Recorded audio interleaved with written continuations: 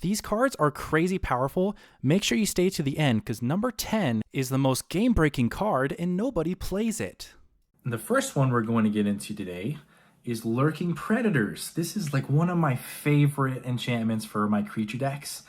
It's 6 mana, 4 and 2 green. It says, whenever an opponent casts a spell, reveal the top card of your library. If it's a creature card, put it onto the battlefield. Otherwise, you may put that card on the bottom of your library.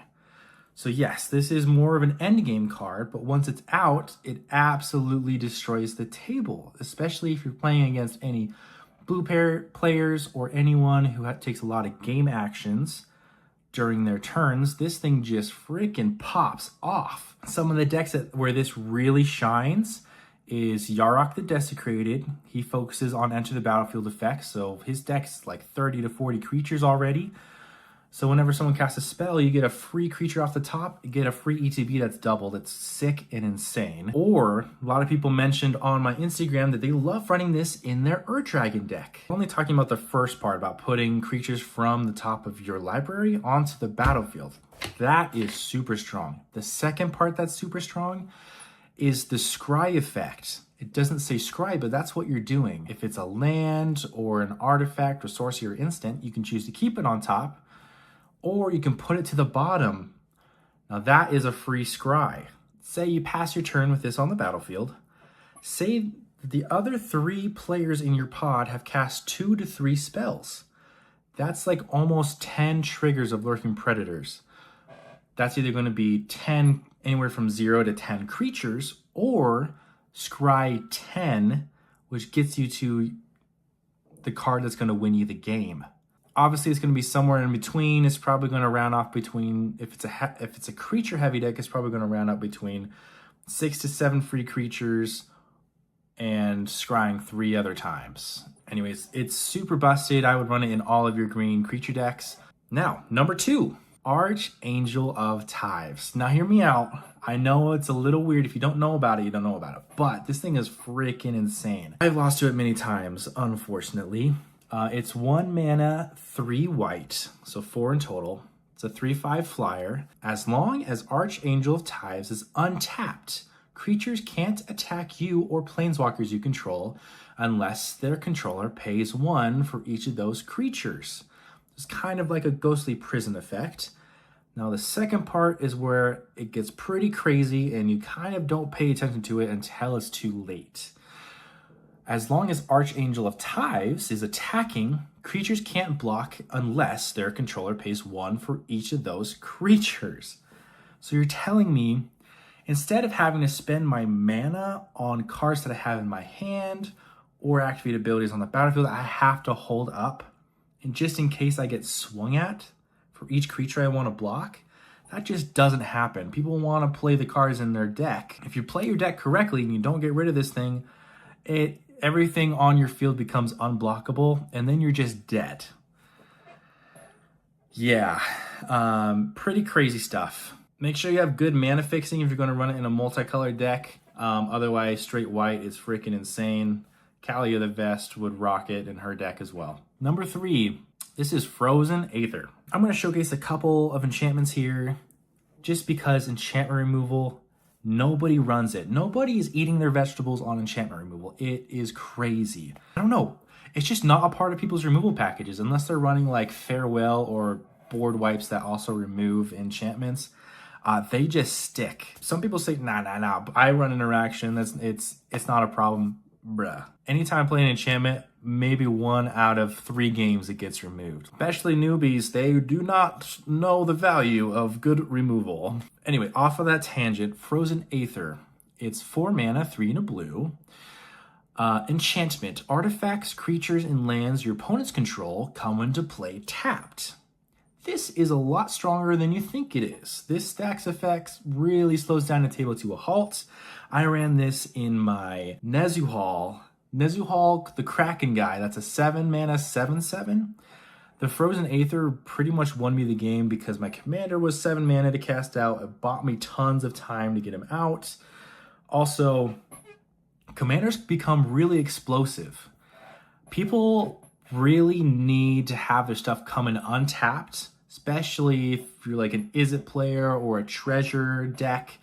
They need those to come in untapped so then they can sacrifice it to explode and get their momentum up to win in the next 1 or 2 turns. This eliminates all of that. Really crazy card. Not a lot of people play it right now. Super underrated. I would take a look at it and then try including it in your deck. Trust me.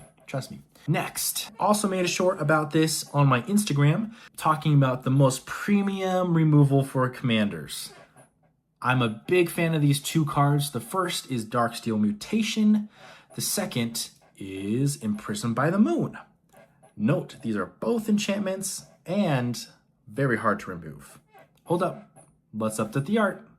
We need that screen retention. Thank you. Starting off, Darksteel Mutation. This used to come in a lot of precons.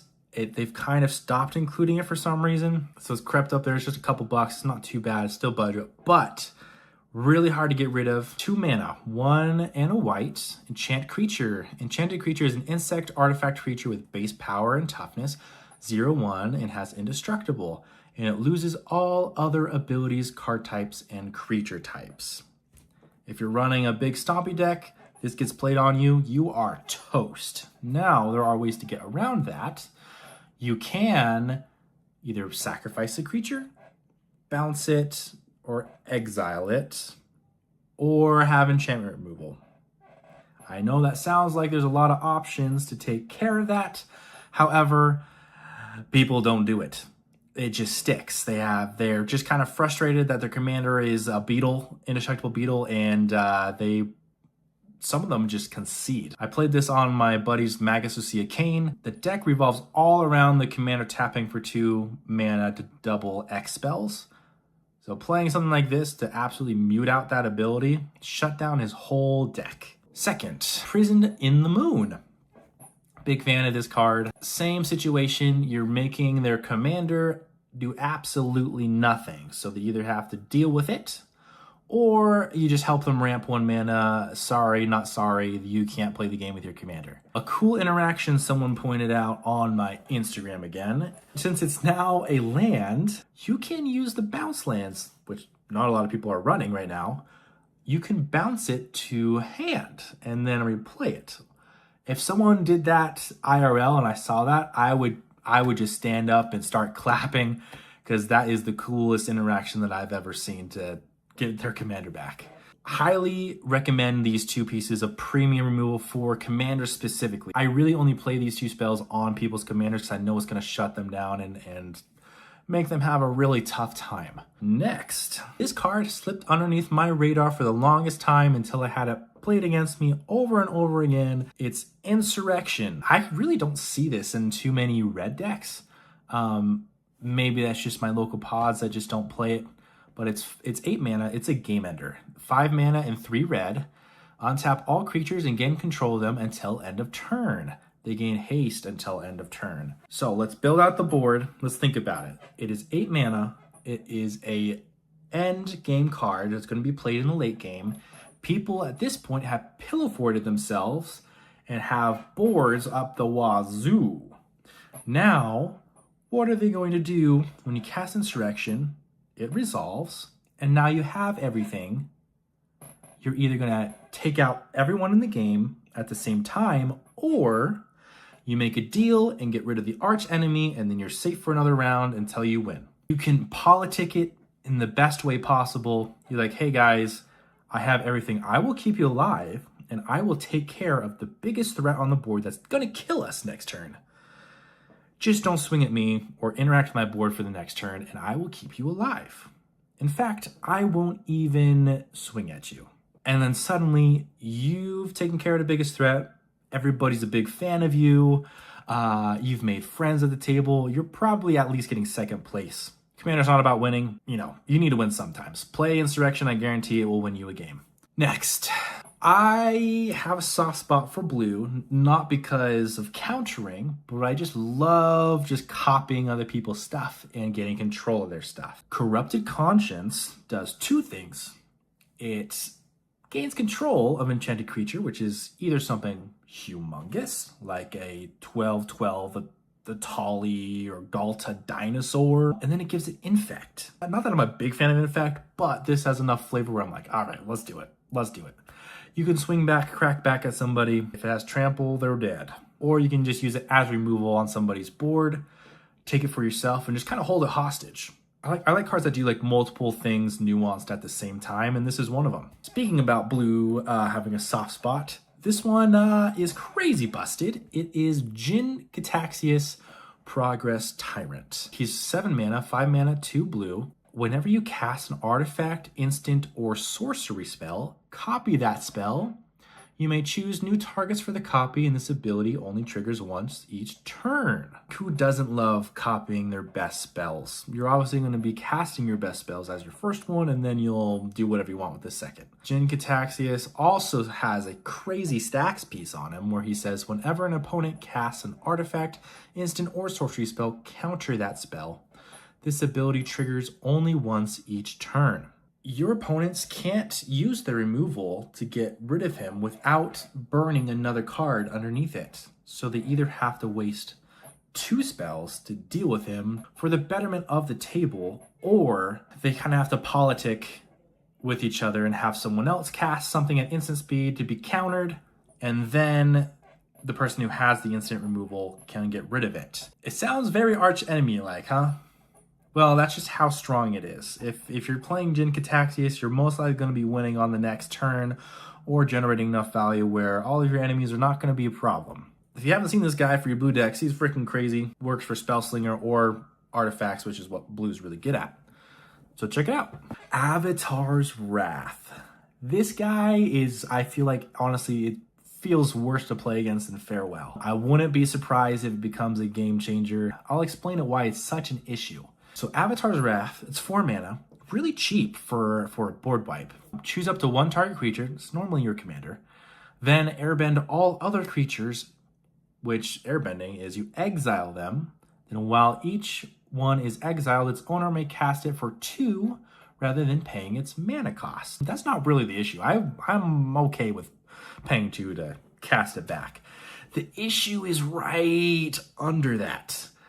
Until your next turn, your opponents can't cast spells from anywhere other than their hands. Doesn't sound like a big deal at first, but when you cast this, the person who cast it is able to rebuild their board for a whole turn.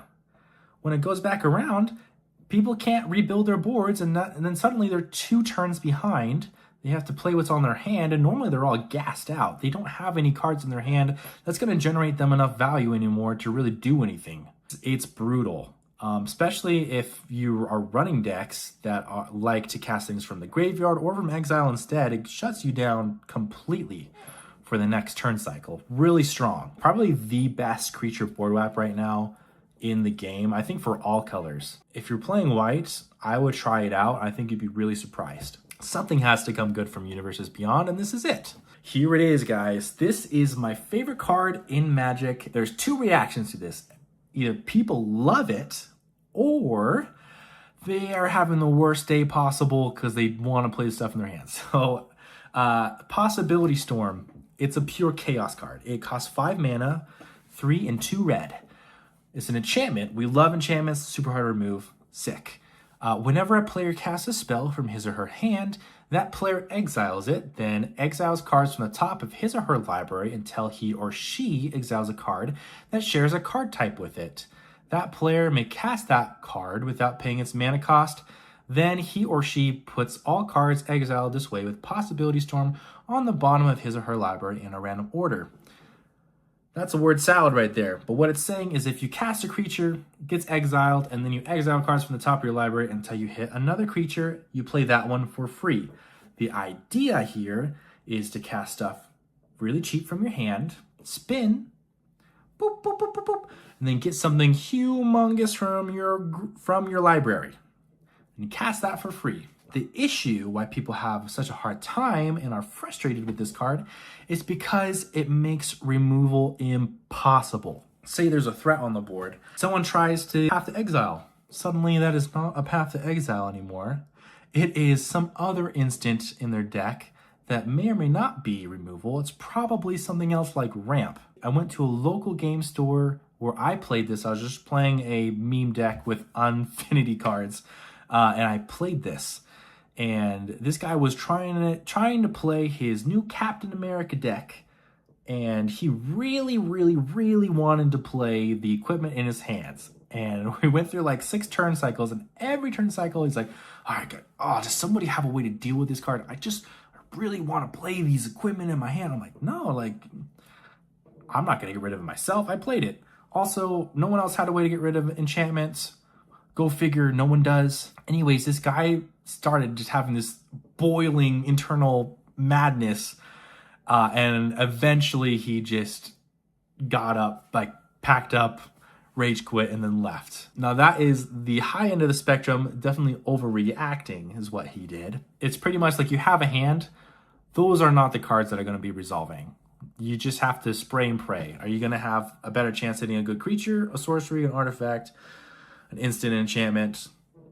Don't know. You have to know your deck as well. But you still always get something out of it. It just might not always be the most efficient. Also, it really jams combo players, which is really important. Because people have to line up spells in a very specific way, if they flip into one of the combo pieces, it's not going to do what it needs to do. Or if they cast it, it's not going to be the combo piece anymore. So now they're just kind of dinking around until they can get removal. So that is it. These are some of the cards that I love playing in my commander decks that always are an issue for people. Please let me know in the comments which ones are your favorites. I plan on doing more videos like this, so make sure you like and subscribe, and I will see you next time.